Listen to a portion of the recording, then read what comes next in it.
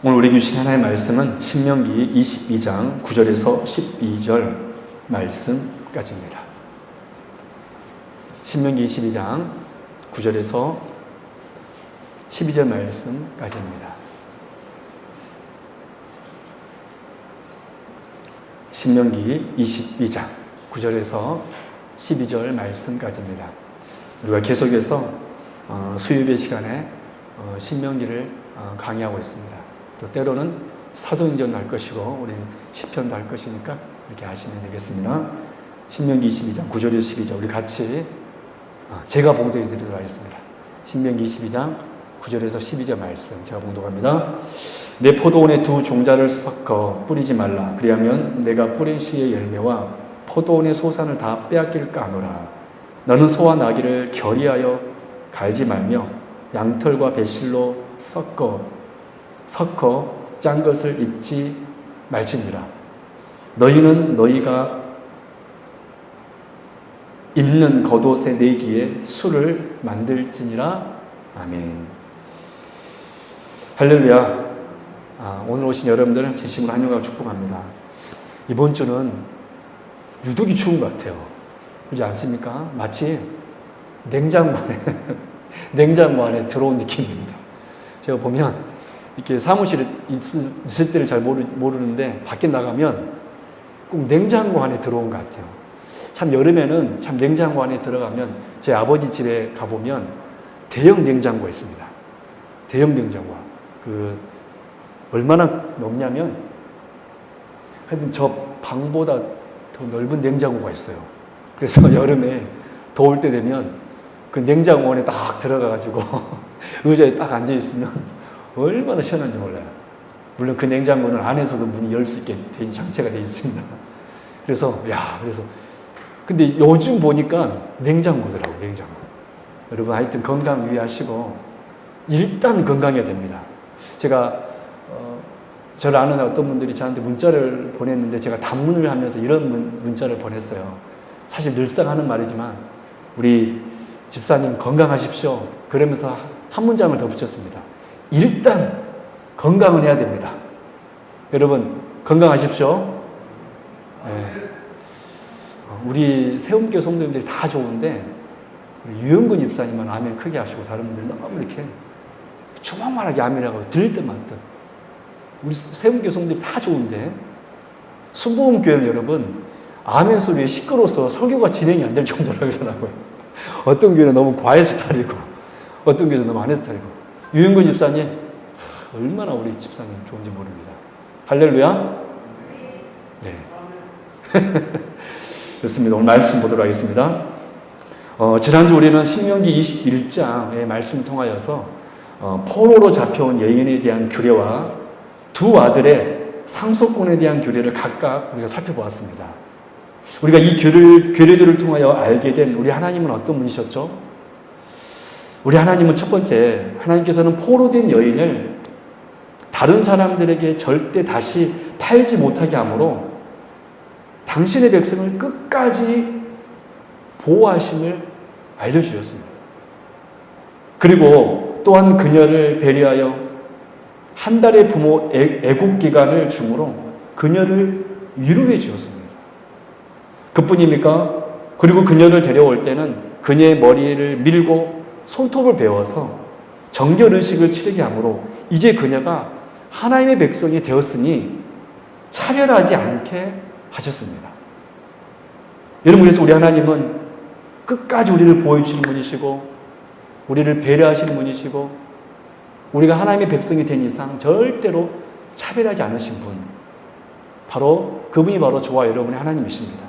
그리고 두 아들의 상속권의 교류를 통하여 하나님께서는 한 아들이 부인이 둘이 있었을 때 지금은 그런 경우가 없지만 과거에는 그런 경우들이 더러 있었잖아요. 이스라엘에 부인이 둘 있었을 때 한 아들이 육신의 아버지에게 사랑받지 않는 아들이라 할지라도 그가 법적으로 장자라면 반드시 그에게 장자의 상속권을 받도록 하심으로 편협한 감정으로 사람들을 대하지 않도록 하셨습니다.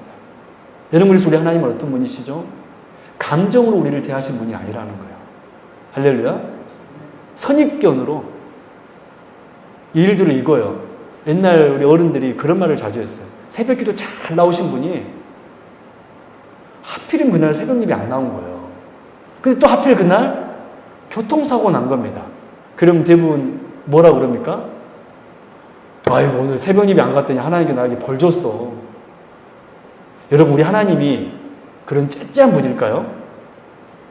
절대 그렇지 않습니다. 우리 하나님은 절대로 우리를 감정으로 대하는 분이 아니에요. 할렐루야? 우리는 혹시 어떤 분이 나한테 좀 서운하게 하면은 그 서운한 것 때문에 감정으로 우리는 대하지만 저는 우리 성도님들이 서로 감정으로 대하지 않았으면 좋겠어요. 근데 우리 하나님은 절대로 우리를 감정으로 대하지 않습니다. 인격적으로 대해 주십니다. 우리는 지난주 그 두 아들의 상속권에 대한 규례를 통하여서 우리 하나님은 감정으로 우리를 대하시는 것이 아니라 우리를 인격적으로. 여러분들 심지어 하나님 말씀 보면 내가 문 밖에서 문을 두드리로니 라는 말씀이 있습니다. 여러분 그 말씀 무슨 말씀인지 아세요? 문 열고 확 들어오신 분이 아니라는 거예요. 우리의 마음 문을 열 때도 문 열고 확 들어오신 분이 아닙니다. 놓고 하십니다. 그만큼 우리를 기다려주시고 인격적으로 대우하시는 분이 문 밖에서 문을 두드리신 분이 바로 저와 여러분이 하나님이시라는 거예요. 할렐루야. 그래서 우리 하나님은 정말로 참 좋으신 분이에요. 정말 좋으신 분이십니다.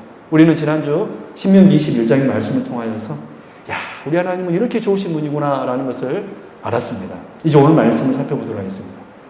오늘 말씀은 신명기 22장 9절에 12절 말씀 여러분들이 읽어보아 알 수 있듯이 농사를 어떻게 지어야 하는지, 구체적으로는 밭을 어떻게 갈아야 하는지, 그리고 의복의 천을 어떻게 짜야 하는지를 가르쳐 주시는 것 같지만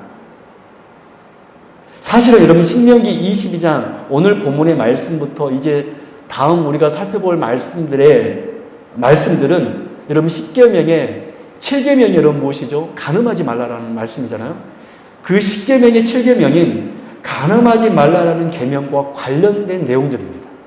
오늘 말씀부터 이제 몇 주 동안 이어지는 말씀들이 그 간음하지 말라라는 이 10계명의 7계명과 관련된 내용들이 기록되어 있습니다. 이런 맥락에서 볼 때 오늘 본문에 기록된 이 생활 규례는 단순히 농사법이나 직조법이 아닌 사실 결혼에 관한 규례입니다. 결혼에 관한 규례입니다. 그래서 오늘 이 시간, 오늘 말씀을 통하여서 하나님께서 이 결혼에 대하여 어떠한 지침을 우리에게 주시는지 말씀을 살펴보면서 그 하나님의 선한 뜻을 발견하는 귀한 시간이 될 수 있길 바랍니다. 첫 번째 주제입니다. 첫 번째 주제.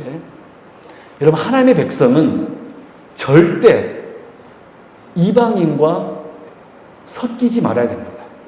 즉, 하나님의 백성은 절대 믿지 않는 사람과 통혼해서는 안 됩니다. 결혼해서는 안 됩니다. 여러분, 이것이 바로 결혼에 대한 하나님의 원칙입니다. 한번 따라해 볼까요? 하나님의 백성은 절대 이방인과 섞이지 말아야 된다. 여러분, 오늘 본문 9절에서 11절 말씀 한번 같이 한번 볼까요? 제가 체크하라는 곳에 여러분 체크하시면 좋을 것 같아요. 내 포도원의 두 종자를 섞어, 거기 섞어에다 좀 체크하시고, 여러분 꼭 여러분 성경 설교 들으실 때 여러분 볼펜을 꼭 가지고 오십시오. 그래서 체크도 하시고 기록도 하시고 이렇게 하십시오. 섞어 뿌리지 말라. 그리하면 내가 뿌린 씨의 열매와 포도원의 소산을 다 빼앗을까노라. 너는 소와 나귀를 결의하여, 그 결의하여 또 여러분 체크하기 바랍니다. 결의하여 갈지 말며 양털과 배실로 섞어에다 또 체크하십시오. 섞어 짠 것을 입지 말지니라. 여러분, 이 말씀은 우리가 주목할 말씀은 9절에 섞어, 10절에 결의하여, 그리고 11절에 섞어라는 단어입니다. 여러분, 그래서 9절에서 11절까지의 말씀을 자세히 보시면 모든 규례들이 다 무엇을 하나님께서 금지하고 있다는 것을 여러분 알 수 있습니까? 섞이는 것을 금지하고 있다는 것을 우리가 알 수 있습니다. 섞이는 것을 금지하고 있다. 여러분, 그래서 이 규례들을 통하여 우리가 알 수 있는 한 가지는 하나님께서는 섞이는 것을 매우 싫어한다는 것입니다. 그래서 오늘 설교의 제목은 섞이지 말라는 겁니다. 섞이지 말라. 그러면 구체적으로 하나님께서는 무엇을 섞지 말라고 하셨습니까? 여러분 10절 말씀 한번 보도록 하겠습니다. 10절 말씀. 우리 같이 한번 읽어볼까요? 10절 말씀 같이 읽습니다. 시작. 너는 소와 나귀를 결의하여 갈지 말며. 여러분 여기 결의하여라는 이 말은, 이 결의라는 말은 함께 동시에라는 뜻입니다. 함께 동시에. 쉽게 말하자면 여러분 혹시 우리나라는 보통 소 2마리에 멍에를 매지 않고 보통 한 마리에 이렇게 멍에를 지어서 밭을 가는데 보면 이스라엘은 보통 2마리로 이렇게 밭을 이렇게 갈았습니다. 아마 그 땅이 우리나라처럼 비가 자주 오기 때문에 축축한 땅이 아니기 때문에 더 큰 힘이 필요해서 아마 그러지 않았나 싶습니다. 여러분 이 10절 말씀은 쉽게 말하자면 짐승에게 멍에를 지어 밭을 갈 때 소와 나귀를 함께 메어서 밭 갈지 말라는 뜻입니다. 2마리 짐승을 함께 묶어서 밭을 갈 경우 소 2마리나 또는 나귀 2마리는 괜찮지만은 소와 나귀를 각각 결의하여 묶어서 메어서 밭을 갈지 말라는 것입니다. 소 2마리 아니면 나귀 2마리는 갈아도 되는데 한 마리는 소, 한 마리는 나귀 이렇게 해가지고 밭 갈지 말라는 거예요. 여러분 그렇다면 성경에서 소는 어떤 동물입니까? 여러분 소는 어떤 동물이죠? 양과 함께 대표적인 정결한 짐승입니다. 그리고 성경에서 정결한 짐승은 보통 하나님의 백성인 이스라엘을 상징하였습니다. 그러면 나귀는 여러분 어떻습니까? 나귀는 부정한 짐승의 대표격입니다. 우리는 예수님께서 나귀를 타고 입성하셨기 때문에 그 나귀가 정결한 짐승으로 알지만 나귀는 사실 여러분 부정한 동물이었습니다. 전전 설교에서 암송아지를 그 목을 꺾여 죽였다라는 그런 미해결 살인사건 교리를 통해서 나귀가 부정한 짐승이라는 걸 우리가 알았잖아요. 여러분 나귀는 부정한 짐승의 대표격이라고 할 수 있습니다. 그리고 성경에서 이 부정한 짐승은 보통 이방인들을 상징합니다. 우리가 이 사실을 어떻게 알 수 있습니까? 왜 우리는 소가 정결한 짐승, 즉 하나님의 백성을 나타내고 왜 나귀가 부정한 짐승으로서 이방인을 나타낸다라고 우리는 알 수 있습니까? 여러분 성경은 성경으로 해석해야 된다고 그랬죠? 여러분 우리가 잘 아는 말씀 사도행전 11장 5절에 8절 말씀 보면 이런 말씀이 있어요. 이 말씀은 베드로가 환상 가운데 보자기를 보게 되는 그 환상입니다. 그 사도행전 11장 5절에 8절 말씀 보면 이런 말씀이 있습니다. 제가 봉독해 드릴게요.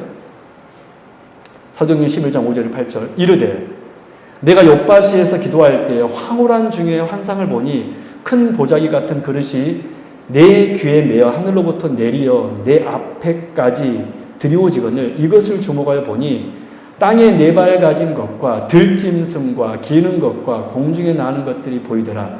또 들으니 소리 있어 내게 이르되 베드로야 일어나 잡아 먹으라 하거늘 내가 이르되 주님 그럴 수 없나이다. 속되거나 깨끗하지 아니한 것은 결코 내 입에 들어간 일이 없나이다 하니. 여러분 하나님께서 지금 베드로에게 이방인들에게도 이제 복음이 열렸다는 것을 선포하기 위하여 가르치기 위하여 환상으로 광주리에 가득히 담긴 이 부정한 짐승들을 보여주면서 그 짐승들을 먹으라고 하였습니다. 즉 하나님께서 이 부정한 짐승 곧 이방인들에게 복음을 전하여 당신의 백성으로 삼겠다라고 베드로에게 말씀해 주신 것입니다. 여러분 그래서 부정한 짐승은 곧 누구를 나타내는 것입니까? 이방인들을 나타내는 것입니다. 이방인들을 나타내는 것입니다. 여러분 그러니까 오늘 본문 10절을 한번 되돌아와 보아서 왜 하나님께서는 소와 함께 나귀를 결의하여 갈지 못하게 하신 겁니까? 정한 짐승인 소와 부정한 짐승인 나귀를 함께 묶어서 밭을 갈지 말라라는 뜻은 겉으로 보기는 농사법에 대한 말씀 같지만 하나님께서 농사를 이렇게 지어라 라고 하는 단순히 생활 규례를 하신 말씀 같지만 영적으로 보면 오늘 본문 10절 말씀은 정한 짐승과 부정한 짐승이 각각 이스라엘과 이방인을 가리키는 것이므로 사실상 이방인과 통혼하지 말라는 하나님의 뜻과 의도가 오늘 본문 10절에 기록되어 있었다는 것입니다. 즉 하나님께서는 이 농사법을 통하여서 그들이 매일매일 밭을 갈는 이러한 것을 통하여서 하나님께서 시청각을 보여주신 것입니다. 너희들 절대로 소하고 낙이 가면 안 돼. 그것을 통하여서 하나님께서 무엇을 가르치기를 원하시는 거예요? 이방인들과 통혼해서는 안 된다. 라는 것을 삶 속에서 하나님께서는 가르치기 위하여 일부러 이 농사법을 통하여서 통혼하지 말 것을 가르쳐 주신 것입니다. 여러분 그래서 고린도 후서 6장 14절에서도 오늘 보면 10절과 비슷한 말씀이 기록되어 있습니다. 너희는 믿지 않는 자와 멍에를 함께 매지 말라. 의와 불법이 어찌 함께하게 하며 빛과 어둠이 어찌 사귀며. 그렇습니다. 이 말씀에서도 멍에, 즉 농사 용어를 사도 바울이 사용하여 이스라엘 백성이 절대 이방인들과 섞여서는 통혼해서는 안 된다고 선포하였습니다. 그것을 빛과 어둠으로 비유하면서 어찌 의와 불법이 함께할 수 있느냐, 어찌 빛과 어둠이 함께할 수 있느냐라고 하면서 절대로 이방인들과 섞여서는 통혼해서는 안 된다라고 고린도후서 6장 14절에서도 하나님께서 말씀하고 있습니다. 이런 의미에서 볼 때 오늘 본문의 나머지 생활 규례들인 9절에 오늘 신명기 22장 9절에 포도원에 한 포도원에 두 종자를 섞어 뿌리지 말라. 그리고 11절에 천을 짤 때 두 종류의 씨를 섞어서 짜지 말라고 한 것은 모두 이방인과의 통혼을 금지하신 말씀인 것입니다. 그 포도원에서 한 포도원에 두 종자를 우리는 한 밭에 뭐 상추도 심고 또 뭐도 심고 그러잖아요. 근데 하나님께서는 그렇게 하지 말라라는 거예요. 한 밭에는 한 종자만 심으라는 것입니다.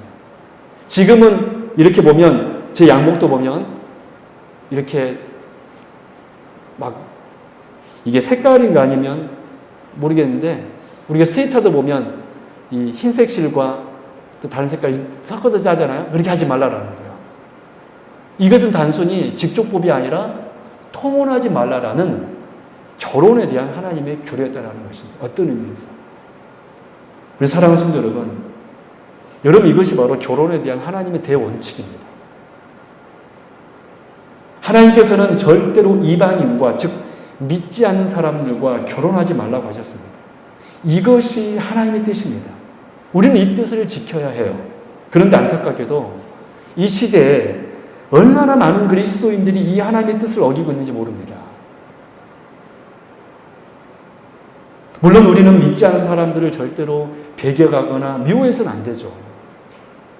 그러나 성경에 올리는 그들과 우리는 믿지 않는 사람들과 연합할 수는 없습니다. 어떻게 의와 불법이 연합할 수 있고 어떻게 빛과 어둠이 연합할 수 있는가? 여러분 그래서 우리 그리스도인들은 절대로 믿지 않는 사람들과 우리는 교제하여 결혼해서도 안 되고 또한 우리 자녀들이 그렇게 하는 것을 우리는 이렇게 두고 보아서는 안 됩니다. 왜냐하면 사실 그것으로 인하여서 많은 어려움이 생겨요, 사실. 그럼 이제 두 번째. 그럼 왜 하나님께서는 이방인들과의 통혼을 이렇게 금지하신 것일까요? 제가 보면 안 믿는 사람과 결혼하는 분들을 보면 대부분 이렇게 합리화시키더라고요. 목사님, 제가 반드시 제 남편을 전도하겠습니다. 목사님, 제가 반드시 제 아내를 전도하기 위해서 결혼합니다라고 이렇게 하는 분들을 제가 보게 되는데 쉽지 않습니다. 우리는 하나님의 뜻대로 살 때 복이 온 줄로 믿습니다. 그것이 여러분 대원칙이에요. 그럼 왜 하나님께서는 이방인들과의 통혼을 이렇게 금지하신 것일까요? 우리 다 같이 이 말씀 꼭 찾았으면 좋겠어요. 창세기 46장 33절에서 34절 말씀 보도록 하겠습니다. 왜 하나님께서는 이방인들과의 통혼을 이렇게 금지하셨을까? 창세기 46장 33절에서 34절 우리 같이 한번 읽어볼까요? 같이 읽습니다. 시작. 바로가 당신들을 불러서 너희 직업이 무엇이냐 묻거든 당신들은 이르기를 주의 종들은 어렸을 때부터 지금까지 목축하는 자들이온데 우리와 우리 손조가 다 그러하나이다 하소서. 애굽 사람은 다 목축을 가증히 여기나니 여러분 거기 언더라인 치십시오. 애굽 사람은 다 목축을 가증히 여기나니 그리고 계속해서 읽어볼까요? 시작. 당신들은 고센 땅에 살게 되리이다. 여러분 지금 어떤 상황입니까? 7년 풍년이 지난 다음에 7년 흉년이 시작되었습니다. 이제 흉년 2년째가 되었을 때 요셉의 형들이 요셉에 있는 애굽으로 다 이주하게 되었습니다. 여러분 현재 요셉은 바로 왕 다음가는 실권자의 위치에 있었습니다. 여러분 가족들이 7년의 가뭄을 피해 애굽으로 왔는데 이들을 어떻게 할 것인가 라는 이 실질적인 고민이 요셉에게 있었습니다. 여러분 우리가 어떤 결정을 할 때 어떤 결정이 그 다음 순간에 아무 의미가 없는 경우도 있지만 예를 들어 이런 것이죠. 제가 오늘 넥타이를 이 남색을 맸는데 제가 오늘 남색을 맨다고 해서 내일 이것 때문에 뭐 어려움이 있나요? 없나요? 없죠. 이런 결정은 별로 중요한 결정은 아닙니다. 그러나 어떠한 결정은 그 한 번의 결정으로 인하여서 네 삶 전체에 영향을 끼치는 경우가 있다는 거예요.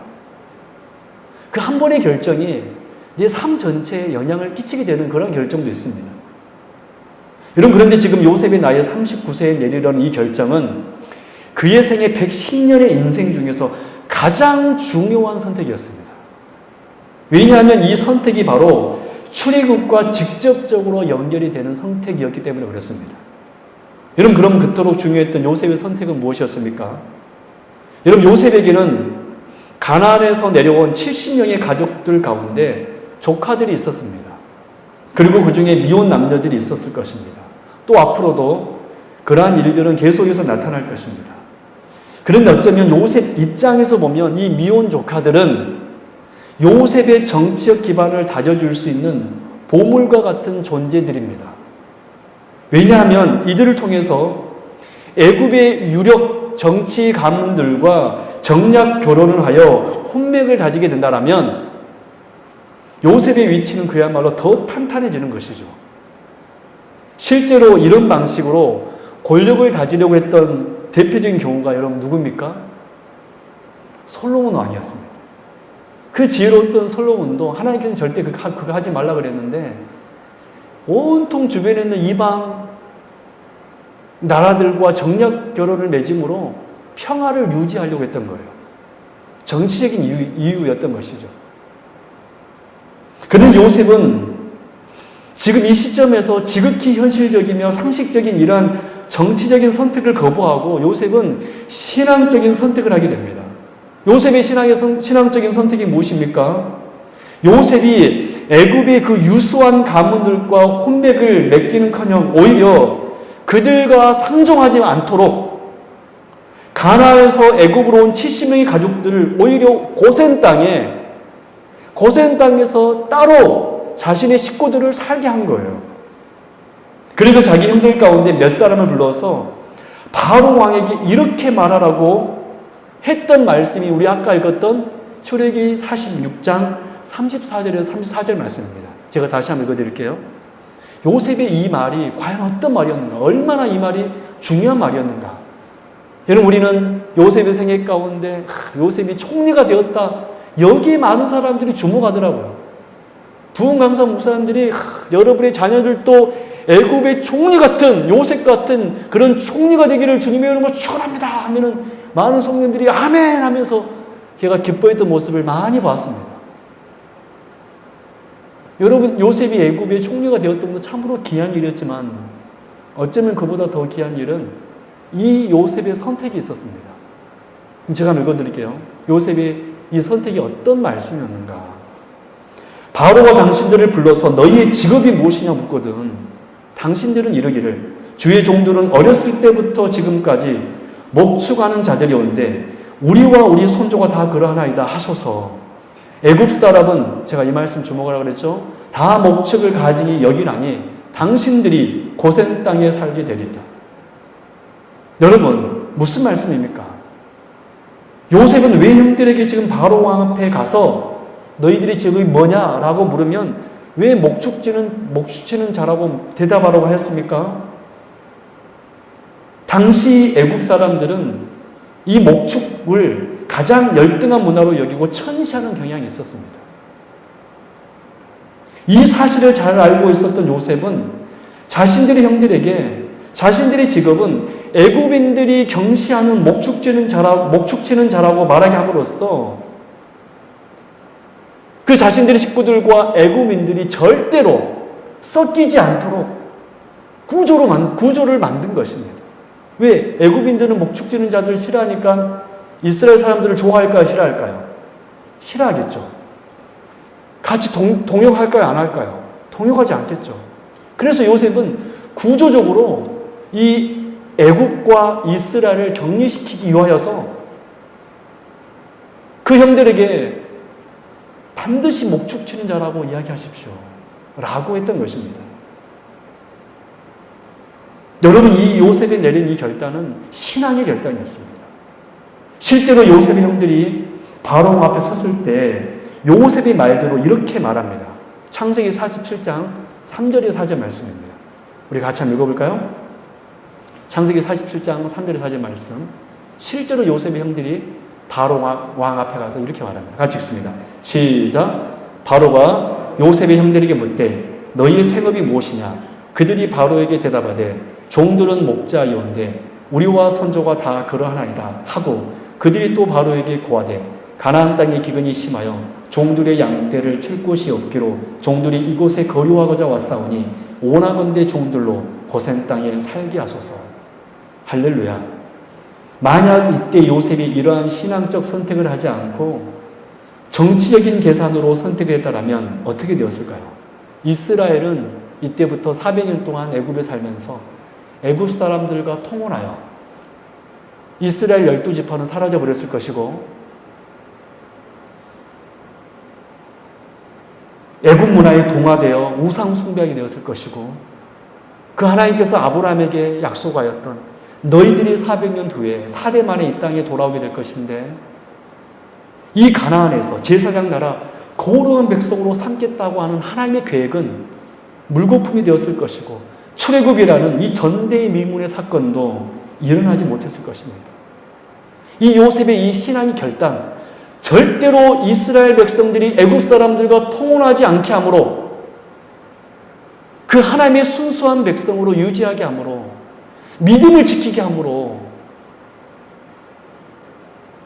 출애굽은 결국 일어났고 이스라엘은 그 가나안 땅에 입성하여 하나님의 나라로서 여러분 그렇게 지낼 수가 있게 되었다는 것이죠. 여러분, 그래서 하나님께서는 왜 이방인들과의 통혼을 금지하신 것입니까?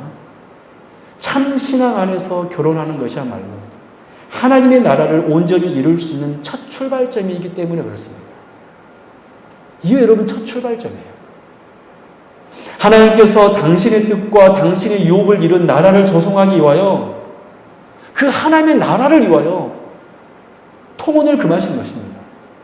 요셉은 바로 그 하나님의 나라를 위하여 자기 어떤 이익이나 자기 정치적인 그런 결단을 자기 정치적인 어떤 이익을 계산하지 아니하고 온전히 하나님의 나라만을 생각하여서 그의 후손들로 하여금 통혼하지 않도록 명하였고 그렇게 하여서 결국 출애굽할 수 있게 되었고 그렇게 하여 결국 하나님의 나라를 이룰 수 있게 되었다는 것입니다. 할렐루야. 우리 사랑하는 성도 여러분, 요셉의 이 결단으로 이스라엘은 어떤 복을 누리게 되었습니까? 실제적으로 여러분 창세기 47장 13절 말씀 먼저 보십시오. 제가 봉독해 드릴게요. 13절. 기근이 더욱 심하여 사방에 먹을 것이 없고 애굽 땅과 가나안 땅이 기근으로 황폐하니. 이건 그렇습니다. 당시 애굽과 가나안 땅은 기근으로 황폐하고 있었습니다. 그러나 신앙적인 선택을 한 요셉의 식구들은 어떻게 되었습니까? 통원하지 않기로 작정이었던 그 요셉의 식구들은 어떻게 되었습니까? 27절 말씀 보십시오. 우리 같이 한번 읽어볼까요? 정말 하나님의 뜻대로 온전히 하나님의 나라를 온전히 이루기를 소망하면서 통원하기를 거절하였던 그 이스라엘에게 하나님께서 어떤 복을 주셨는가? 27절 말씀 보십시오. 같이 읽습니다. 시작. 이스라엘 족속이 애굽 고센 땅에 거주하며 거기서 생업을 얻어 생육하고 번성하였더라. 아멘. 할렐루야. 여러분, 이방인들과 통혼하지 않기로 작정하고 선택한 이스라엘은 정말로 하나님의 은혜로 그 황폐한 그 상황 가운데서도 하나님께서는 생육하고 번성하였다라고 말씀하고 있습니다. 정말로 그들은 큰 민족을 이루게 되었고 출애굽하여 가나안으로 입성하는 복을 누리게 되었다는 것이죠. 여러분, 그러나 반대로 노아 시대 때 여자의 하나님의 백성들인 여자의 후손들이 세상을 상징하는 뱀의 후손들인 그들과 결혼하였을 때 어떤 일이 일어나게 되어버렸죠? 노아의 홍수 심판이 있게 되었습니다. 세상과 연합하여 버리자 결국 하나님의 백성들은 완전히 섞여져 버렸고 죄가 관영하여서 하나님께서 심판을 내리지 않으면 안 될 정도의 그런 시대가 되어버렸다는 것이에요. 하나님의 나라를 이루는 첫 번째 출발점은 믿음 안에서 서로 연합하는 것입니다. 할렐루야. 정말 이 하나님의 뜻대로 살려고 몸부림치는 우리의 이 결단으로 인하여 그것이 하나님께서는 결혼이라고 말씀하셨고 그렇게 우리가 살아갈 때 그 하나님의 나라가 확장되고 확장될 것임을 우리에게 말씀해 줬다는 것입니다. 우리 사랑하는 성도 여러분, 왜 우리는 이방인들과 통혼해서는 안 됩니까? 하나님의 나라를 위해서입니다. 할렐루야. 내 쾌락과 내 인생의 행복을 위하여 많은 사람들이 결혼하는데 저는 우리 신앙인들이 결혼부터 하나님의 그 영광과 그 나라를 위하여 결혼했으면 좋겠어요. 여러분들이 이미 결혼했으니까 이제 우리 자녀들은 그렇게 가르쳐 주십시오. 저는 우리 여기 아들이 있고 딸이 있는데 우리 아들, 딸들이 그렇게 결혼했으면 좋겠어요. 근데 우리 딸은 지금 보니까 잘생긴 사람에만 열광하더라고요.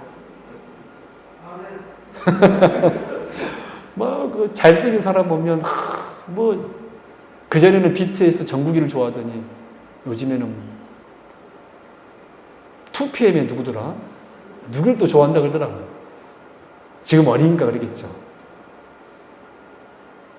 그러나 언젠가는 하나님의 뜻을 쫓을 것입니다, 저는. 쫓을 것을 저는 믿습니다.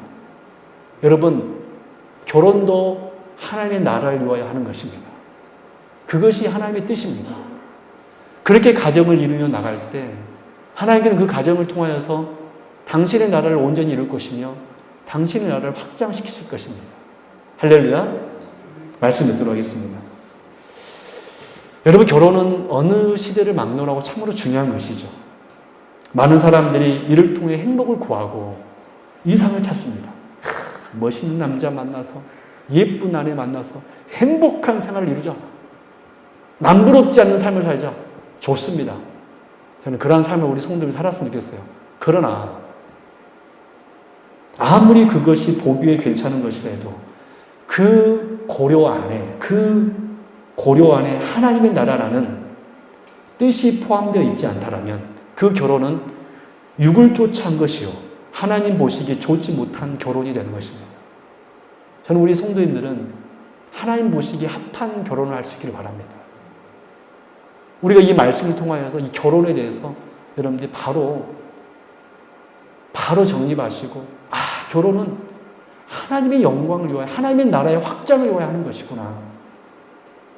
여러분, 그래서 하나님께서는 분명 썩히는 것을 금지하셨음을 믿고 섞이지 않고 온전히 믿음 안에서 연합하여 그렇게 하나님 나라를 이루기를 원하고 그렇게 우리의 가정이 그렇게 시작되고 나아갈 때 하나님께서는 그 가정을 통하여서 당신의 뜻을 펼치실 것이며 또 주 예수 그리스도 안에서 한 믿음으로 연합된 여기 계신 성도님들을 통하여서 한 분이신 예수 그리스도를 바로 믿고 고백하는 그 한 신앙 고백 안에서 믿음 생활하는 저와 여러분들 통하여서 당신의 나라를 확장시키실 것을 저는 믿습니다.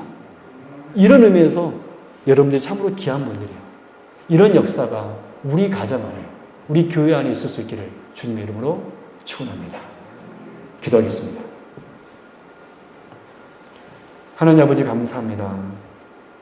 하나님께서 신명기 22장의 말씀을 통하여 이스라엘 백성들에게 통혼하지 말 것을 말씀하여 주었습니다. 섞이지 않는 것이 하나님의 뜻인 줄로 믿습니다. 우리는 하나님의 백성이기 때문에 그렇습니다. 그 옛날 요셉은 하나님의 나라를 위하여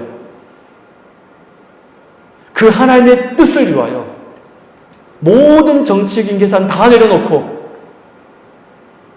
그 식구들로 하여금 고센 땅에 살게 함으로 애굽 사람들에게는 경시받았지만 천대받았지만 결국 그들은 하나님의 복을 받아 생육하고 번성하여 결국엔 가나안 땅으로 입성하는 놀라운 복을 받았습니다. 바라기는 우리 성도님들 이 세상 속에 살아가면서 하나님의 말씀대로 하나님의 나라와 그 뜻을 좇아 살아가는 주의 백성들 되게 하여 주시고 결국에는 그 가나안 땅에 입성하는 주의 백성들 다 되게 하여 주옵소서. 우리의 결혼도 하나님의 나라를 위하여 하게 하여 주옵시고 우리의 가정이 하나님의 나라를 위하여 세워졌음을 알고 우리 성도님들의 가정은 곧 하나님 나라가 되게 하여 주옵시고 우리 성도님들의 가정은 하나님 나라가 확장되는 역사, 우리 성도님들의 가정을 통하여서 하나님의 나라가 확장되는 역사가 있게 하여 주옵소서. 그래서 서로 부부가 연합하게 하여 주옵시고 자녀들과 예수 안에서 하나님의 말씀을 나누며 그렇게 복을 누리는 귀한 우리의 가정 되게 하여 주옵소서. 감사드리며 거룩 하신 예수 그리스도 이름으로 간절히 기도드리옵나이다. 아멘.